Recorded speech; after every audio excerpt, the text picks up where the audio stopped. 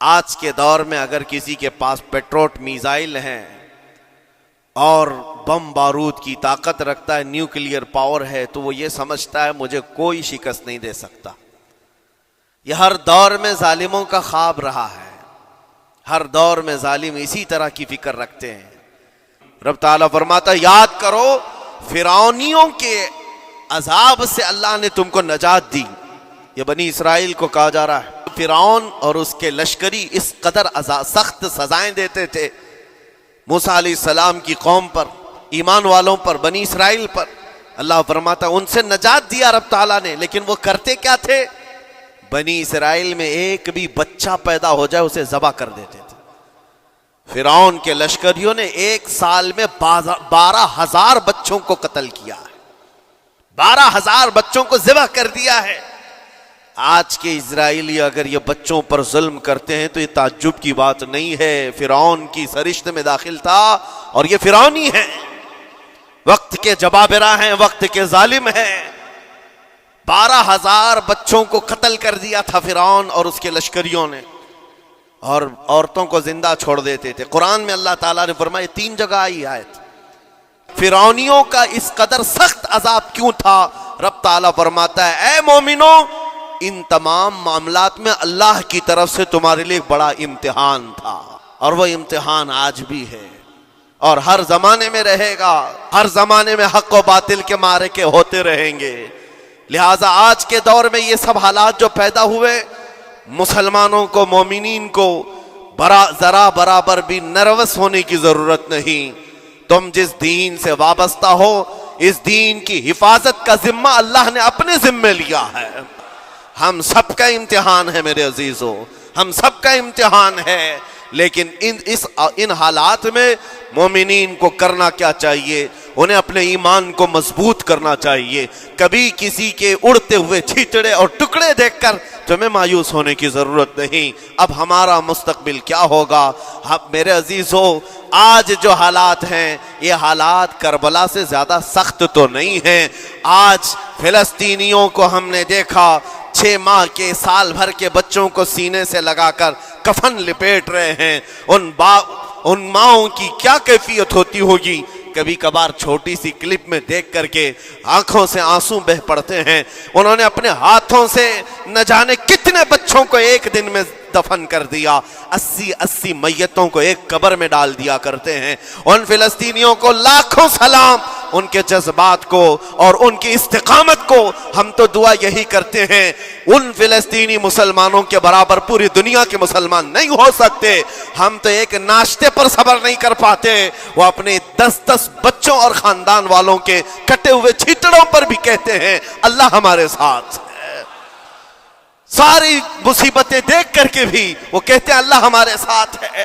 ان کے گھر اڑا دیے گئے، تباہ کر دیے گئے، راکھ میں بدل دیے گئے، اور نیوز اینکر یہ دجالی میڈیا وہاں جا کر کے ان کے زخموں کو کھرید کر کے پوچھتا ہے تمہارا مال کیسے آئے گا، تمہارا گھر کیسے چلا گیا؟ لیکن ان حالات میں بھی وہ مسکرا کر کہتے ہیں اللہ نے دیا تھا، پھر اللہ ہے اور اللہ دے گا۔ ان کے ایمان کے برابر ہم نہیں ہو سکتے، لیکن میرے عزیزو پوری دنیا کے مسلمانوں میں اس مسئلے نے آج ایک اتحاد کی فضا قائم کی ہے۔ اگر ہمارے درمیان آج بھی اتحاد نہیں ہو سکتا تو پھر بتاؤ کون سے حالات تمہیں بدلیں گے، کب تم بدلو گے؟ لیکن ان حالات پر آج بعض لوگوں نے یہ کہنا شروع کیا۔ میں نے چند دنوں پہلے ایک آیت پڑھی تھی، ایک بیان میں کہا تھا اللہ قرآن میں فرماتا ہے هو الذی ارسل رسولہ بالہدی ودین الحق لیظہرہ علی الدین کلہ۔ وہ اللہ ہے جس نے حق دین کے ساتھ اپنے رسول کو بھیجا ہے اور ہدایت کے ساتھ اپنے رسول کو بھیجا ہے۔ کیوں بھیجا ہے؟ لیظہرہ علی الدین کلہ، تاکہ وہ رسول پوری دنیا پر یہ دین غالب کرے۔ یہ دین غالب آئے گا۔ بلکہ میں یہ کہتا ہوں نہ گھبراؤ مسلمانوں، ابھی خدا کی شان باقی ہے، ابھی اسلام زندہ ہے، قرآن باقی ہے۔ یہ ظالم کافر کیا سمجھتے ہیں جو روز ہم سے الجھتے ہیں؟ ابھی کربلا کا آخری میدان باقی ہے، ابھی تو کربلا کا آخری میدان باقی ہے۔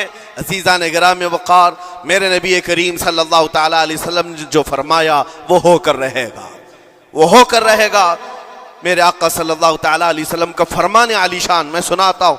حضور فرماتے ہیں لا تزال عصابۃ من امتی یقاتلون علی ابواب دمشق وما حولها وعلى ابواب بیت المقدس لا يضرهم خذلان من خذلهم ظاہرین علی الحق الى ان تقوم الساعة او كما قال رسول اللہ صلی اللہ علیہ وسلم. میرے آقا فرماتے ہیں قیامت تک میری امت میں سے ایک جماعت ایسی ہوگی جو بیت المقدس کے ارد گرد حق کے لیے لڑ رہی ہوگی. حضور نے فرمایا قیامت تک لڑتی رہے گی، لیکن ساتھ میں ان کے لیے میرے آقا نے فرمایا پوری دنیا کے برا چاہنے سے ان کا کچھ نہیں بگڑے گا. اس کا مطلب کیا ہے؟ اگر آپ ہم سے پوچھتے ہیں کچھ نہیں بگڑے گا، حضور نے فرمایا کچھ نہیں بگڑے گا، لیکن ہم تو دیکھ رہے ہیں ان کے گھر تباہ ہو گئے، بچے مر گئے، چھوٹے بچوں کے سروں سے باپ کا سایہ نکل گیا، کسی کے سامنے اس کی ماں کی تڑپتی ہوئی لاش ہے، اور حدیث میں کہا جا رہا ہے ان کا کچھ نہیں بگڑے گا. سب تو بگڑ گیا، مال بھی گیا، دکان بھی گئی، تجارت بھی گیا، گھر بھی گئے، اولاد بھی، رشتہ دار بھی، اور حدیث میں کہا جا رہا ہے کچھ نہیں بگڑے گا. میرے عزیزو یاد رکھو میرے آقا کا فرمان حق ہے. کچھ نہیں بگڑے گا کا مطلب کیا ہے؟ یہ تمام اسباب جانے کا مطلب یہ نہیں کہ بگڑ گیا، بگڑا تو اس کا ہے جس کا ایمان بگڑ گیا. ایمان جس کا گیا اس کا سب بگڑ گیا.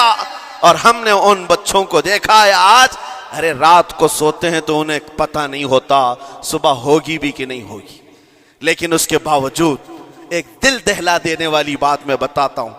مصر کی سرزمین سے لوگ پانی کے بوتلیں اور ڈبے اٹھا اٹھا کر کے بارڈر پر جا رہے ہیں، لیکن فلسطین غزہ کے وہ مسلمان کہتے ہیں اپنا پانی تم رکھو، اللہ کریم ہمارے لیے کہیں سے اپنی ہی زمین سے پانی عطا کرے گا. اور کہتے ہیں کل سے ہم یہی تھے، آج بھی یہی ہیں اور یہی رہیں گے اور اسی مٹی میں دفن ہو جائیں گے.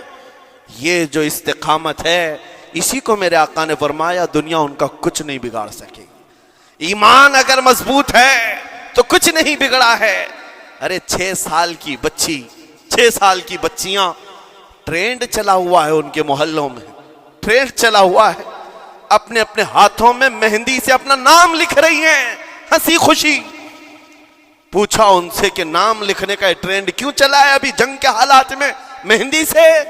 کہتی ہیں کل کو اگر ہم اڑ گئے، چہرہ نہیں ملا، جسم نہیں ملا، ہاتھ اگر بچا ہوا ہو تو نام دیکھ کر ہمارے ماں باپ پہچان تو سکے. شہادت کا یہ جذبہ، شہادت کا یہ جذبہ 6 سال کے بچوں میں اگر آیا ہے یقیناً ان کے سینوں میں ایمان موجود ہے. آج ہمارے پاس ساری نعمتیں اللہ نے دی ہیں، ہم عیاشیوں کے اڈوں پر پوری رات گزارتے ہیں. ہمارے شہر آج جس گلی سے گزر جائیں صبح کی اذان تک یہاں گپیں لگاتے ہوئے کھڑے رہے. اے میرے عزیزو حالات تو ہمارے ایسے ہیں کہ کھا کھا کر کے چربیاں چڑھ گئیں. ہمیں ان کا کیا احساس ہو پائے گا، ان کا کیا احساس ہو پائے گا جن کے ہاں پانی سے زیادہ خون دیکھا جاتا ہے، جن کے ہاں زندوں کو پکڑنے کے لیے نہیں اب مردوں کو پکڑنے کے لیے لوگ بھی نہیں ہیں. عزیزان گرامی وقار، جنازہ اٹھانے کے لیے لوگ پورا دن انتظار کرتے ہیں، کوئی نہیں ہے. پرسان حال ان سب حالات کے باوجود میں نے ایک بچے کو بھی وہاں سے یہ کہتے ہوئے نہیں سنا کہ ہم پر بہت بڑا ظلم ہو رہا ہے، ہم کو یہاں سے نکال لو، مدد کرو، کوئی آؤ. نہیں، وہ سب صرف اتنا ہی کہتے جو کچھ ہو رہا ہے ہم اللہ کے پاس جا کر کہیں گے، یہ سارے معاملات ہم اللہ کی بارگاہ میں شکایت کریں گے. یہ ہے ایمان، یہ ہے استقامت. اور میرے آقا صلی اللہ تعالیٰ علیہ وسلم کے فرمان عالی شان کے مطابق ان کے لیے اتنی ہی بڑی دولت کافی ہے. آخر میں اتنا کہوں گا، اسرائیل کے کتے اور ظالم مل کر اینٹ سے اینٹ بجا دیں، ان کے ٹکڑے ٹکڑے کر کے راکھ کر دیں، تب بھی ہم کہیں گے فتح تو بیت المقدس کی ہی ہے، فتح تو ان مظلوموں کی ہے جن کے پاس کھونے کے لیے کچھ نہیں تھا پھر بھی وہ ڈٹے رہ گئے. تمہارے پاس تو پیٹروٹ میزائل، بڑے بڑے تمہارے پاس توپ، بہت ساری چیزیں ہو کر بچوں پر، ہاسپٹل پر، نہ جانے کتنی جگہوں پر تم نے بمباریاں کی ہیں. مجھے حیرت ہوتی ہے پوری دنیا آج بھی خاموش تماشائی ہے. یہ ظلم نہیں ہے تو اور کیا ہے؟ اور جب ظلم اپنے عروج کو پہنچتا ہے اللہ کی پکڑ آتی ہے، اللہ کا عذاب آتا ہے، اور جب اللہ کا عذاب آتا ہے تو جتنے خاموش تماشائی تھے سب اس عذاب میں گرفتار ہوں گے۔ اس لیے میرے عزیزو، آپ ہم سے اگر یہ پوچھتے ہیں ہمیں یہاں بیٹھ کر کرنا کیا چاہیے، ہم کیسے کریں، تمہارا دل اگر رو پڑا ان کے دردوں سے یہ بھی لکھا جائے گا، لیکن یہاں بیٹھ کر کے ہم عیاشیوں پر عیاشیاں کریں، اپنے گناہوں سے کبھی باز نہ آئے، تو پھر میرے عزیزو ان نہت مظلوموں کے ہم بہت خطرناک قسم کے دشمن کہلائیں گے، جہاں ان کو پانی کا ایک قطرہ نہیں، جہاں ان کے لیے لقمہ نہیں، وہ کسی کا بچا ہوا کچرا کھانے پر مجبور ہے، اس وقت ہماری برتنیں کھانوں سے بھری ہوئی ہیں، ہماری دعوتوں میں ہمارے بچے ہوئے کھانے گٹر اور نالیوں میں بہ رہے ہوں۔ ان حالات میں میرے عزیزو پکڑ ہوگی، ہماری بھی پکڑ ہوگی۔ بدلو اپنے حالات، اٹھو وگرنہ حشر نہ ہوگا پھر کبھی، دوڑو کہ زمانہ چال اپنی چل گیا۔ میں آپ سب سے یہی کہنا چاہوں گا، یہ جو حالات پیدا ہوئے ہیں پوری دنیا میں، یہ میرے آقا کے فرمان کے مطابق اندیشہ یہ لگ رہا ہے ان قریب امام مہدی کا ظہور ہونے والا ہے، امام مہدی کا ظہور ہوگا اور حالات بدل جائیں گے، لیکن ہم کو کسی کے آنے کا انتظار کرتے ہوئے حالات کا انتظار نہیں کرنا ہے۔ ابھی بدلو، آج بدلو، اللہ کی طرف دوڑو اور اس سے گڑ گڑا کر کہو کہ مولا کریم، ہمارے شامت اعمال، ہماری برائیوں کے سبب اگر یہ تیری پکڑ ہے، ہم توبہ کرتے ہیں تیرے دربار میں۔ جانتے ہو میرے آقا نے فرمایا، اللہ کے غضب کو اگر کوئی چیز ٹھنڈی کرتی ہے تو ایک مومن صالح کی رقت انگیز دعائیں اور اس کے نکلنے والے آنسوں اللہ کے غضب کو ٹھنڈا کرتے ہیں، اللہ کے غضب کو ٹھنڈا کرتے ہیں۔ تم گڑ گڑاؤ اس مولا کی بارگاہ میں،